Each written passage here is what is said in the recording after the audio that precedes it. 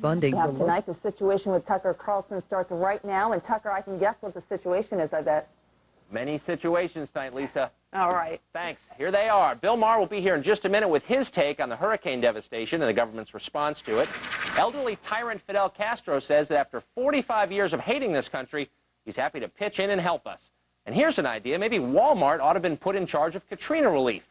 But the top story right now, of course, Hurricane Rita. It spanked the Florida Keys this afternoon. It could reach devastating Category 4 status before landfall this weekend. That's expected somewhere along the Texas-Louisiana coast. And, of course, we'll keep you posted as to exactly where it lands.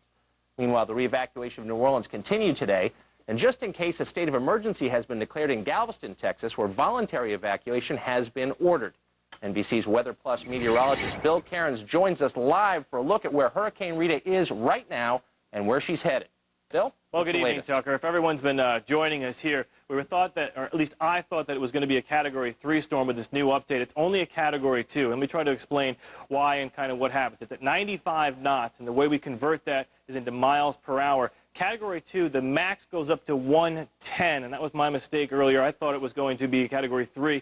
It actually has to be 111 miles per hour to be a Category 3, and then that goes all the way up to 130. So we're still looking at a Category 2 storm, but nonetheless, a very powerful system out there, still deepening, still rapidly increasing, should be a 3 as we go throughout the night tonight into tomorrow. So to clarify, we still got a Category 2. We also have that new track out for everyone. By 8 a.m., we expect it to be a Category 3 strength. And then after that, continuing over the warm waters of the Gulf. Not a lot has changed with the forecast path, the actual motion that the storm is expected to take. The Hurricane Center has actually been keeping this path pretty much in the same location here for about the last 24 hours. We're still thinking that anywhere from central Louisiana coastline all the way back through the entire coastline of Texas is in that cone of uncertainty. And as we get a little bit closer in time here, this will begin to narrow up a little bit here. We're going to be talking a Category 4 strength. It'll probably fluctuate a little bit, be a Category 4 for a while, then it may drop off to a 3 and then back and forth as we go throughout the next couple days. But you get the general impression. We're going to be dealing with a major hurricane throughout the next 4 to 5 days. All of our computer models are still pegging this storm to go somewhere in the Texas coastline, but possibly even including the Louisiana coastline. Remember, the worst portion of the storm and the worst storm surge is anywhere on the right side of that path. And there's some very shallow water here from about Houston all the way to the Louisiana border. The shallower the water, the worse the storm surge can be. I know, Tucker, areas like Galveston there, the mayor said earlier, only some areas are about 10 feet above sea level. With a Category 4 storm, you can get a storm surge up to about 18 feet. So you can do the math there. If it heads for that area, we're going to have major problems. Thanks, Bill. Okay. Thank you. With a brand new hurricane bearing down on the United States, the political fallout from the last one, Hurricane Katrina, still continues. Well, Bill Maher joins us tonight from Los Angeles to talk about that. Bill is the host of Real Time with Bill Maher on HBO. He's also a best-selling author whose latest book is New Rules, Polite Musings from a Timid Observer. That must be you, then. Ironically. Ironically. So what do you think, irony aside, do you think the federal government ought to spend $200 billion to rebuild the Gulf Coast? No, I don't. I don't know how they come up with a figure like that to begin with. They came up with $62 billion so quickly. It was like the Patriot Act. Did anybody even read it? On Friday's show, I compared them to Kobe Bryant. You know, we did a very bad thing, and now we're going to buy you something very expensive. It's guilt. You know, if somebody had come up with the figure $35 billion the first week, would there have been all sorts of demonstrations? $35 billion, that won't cover it. Are you kidding? We need 62. I mean, it seems like they're just pulling these numbers out of their behind. Well, they come from, the government is now saying that it's essentially going to rebuild everything that was destroyed. They're going to wind up rebuilding some people's houses anyway. And philosophically, I wonder why they're obligated to do that. I mean, if your house gets hit by lightning and burns down, the federal government's not going to buy you a new house. So why should acts of God be insured by the rest of us? Well, it was partly an act of God, let's get real, and it was partly an act of government negligence. I think they also have a case against the local government. They're not blameless, let's be real. They got plenty of federal money to rebuild those levees, and they chose to spend it on the Museum of Shrimp and the Mardi Gras Fountain and the Museum of Soot and lots of other stuff. I know it's hard to believe that there's corruption in Louisiana. I never heard of it before, but it's a revelation. But there's also huge federal responsibility. George Bush should have been on this case. Again, he didn't leave his vacation. He appointed Fredo Corleone to be the head of FEMA. If this was a lawsuit privately, I would say that people would have a case of negligence against the federal government. Yes, I do. So, in other words, anytime something bad happens to people, the federal government No. has a moral obligation to come rescue them and rebuild what they lost?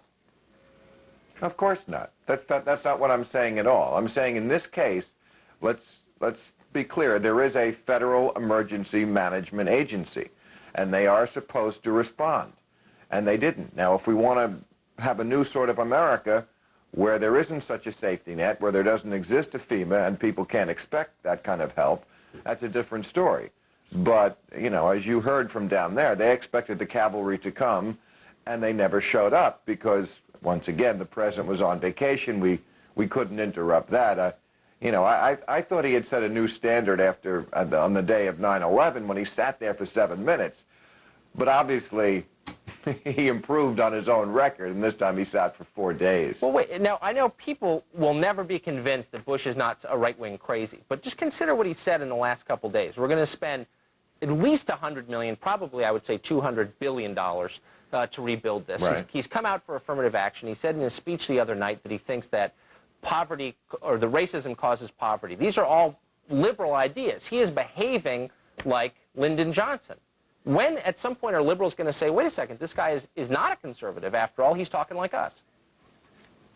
I don't think he's ever been a conservative. I don't know why you guys ever were so strong for him to begin with. He's obviously... You guys, I never was. Not up to...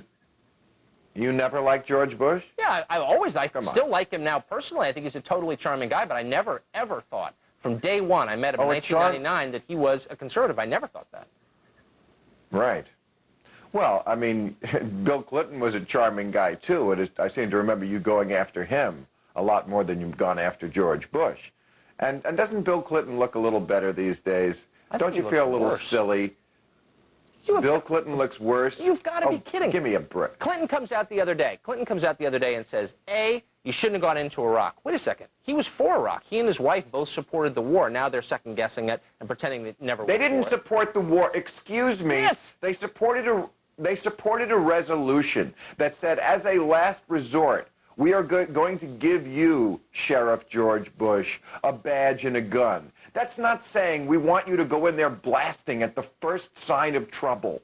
But we're just talking about the hurricane. You can't really deny that under Clinton, FEMA was in a much better situation, that he didn't appoint somebody's college roommate, and this is after 9/11, to head up the federal emergency management agency. I understand that all politicians appoint their cronies to certain positions, but this isn't the ambassadorship to San Marino or Liechtenstein. It's the Federal Emergency Management Agency. You don't think that's a smoking gun for George Bush's administration? Oh, I think it's totally negligent. I mean, there was some guy who was, you know, the Arabian horse breeder lobbyist. Yeah, absolutely. But still, I think there's blame to go around. So don't you feel... Why during the Clinton years weren't those levees shored up? I don't know. What else was FEMA doing? Do you know what I mean? There were no major emergencies. There weren't, you know, major emergencies like this to deal with. It's not FEMA's job to shore up the levees. It's FEMA's job when the hurricane hits, as you well know. But, you know, that's local politics. And as I said, they deserve a lot of blame, too.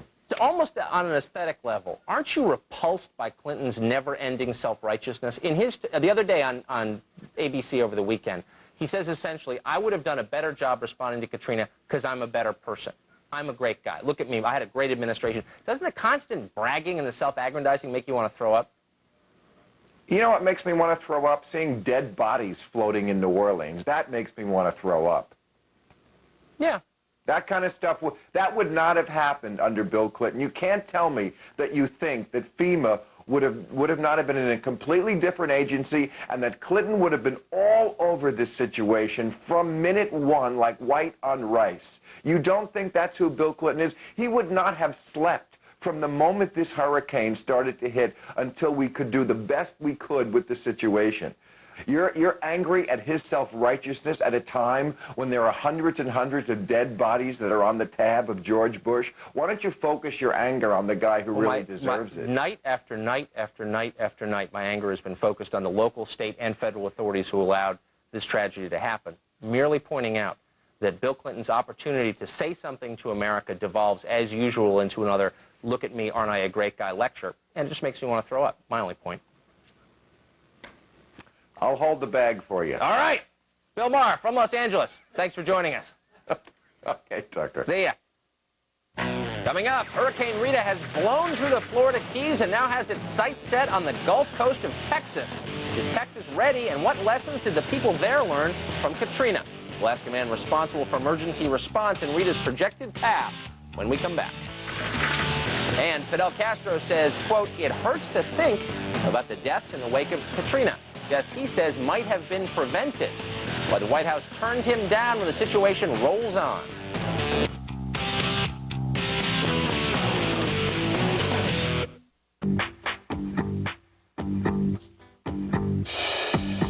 Promise Buttery Spread helps maintain a healthy heart when eaten instead of butter or margarine. And now it's rich with heart health essentials like omega-3 and vitamins B6 and 12. Plus, there's no trans fat and lots of creamy, buttery taste. In fact, it's our healthiest and tastiest buttery spread yet. No wonder hearts are beating louder. New Promise Buttery Spread, taking your health to heart. Sprint Business is reinventing the yes man, turning the yes man into someone who can work from almost anywhere. And now that Sprint and Nextel have come together, you can work in and out of the office more efficiently, the way 96% of the Fortune 1000 already do. So if saying yes from just about anywhere with speed and confidence makes me a yes man, I'm a yes man. With Sprint Business, you can make just about any place a workplace. Yes, you can. Up next, the governor of Texas said Hurricane Rita threatens the coast with what he calls imminent disaster. We'll tell you how all those coastal communities are preparing for the onslaught. Plus, the atheists now have a lobbyist in Washington, D.C. We'll meet her. Stick around. It's time for the lending industry to change. That's why eLoan has consultants who don't make money based on the rate of the loan and has no lender fees. Those are some of the revolutionary ways we're changing the lending industry. eLoan. Radically simple. At Hyatt Hotels and Resorts, you'll find Wi-Fi in the guest room and beyond. Here, productivity doesn't require proximity.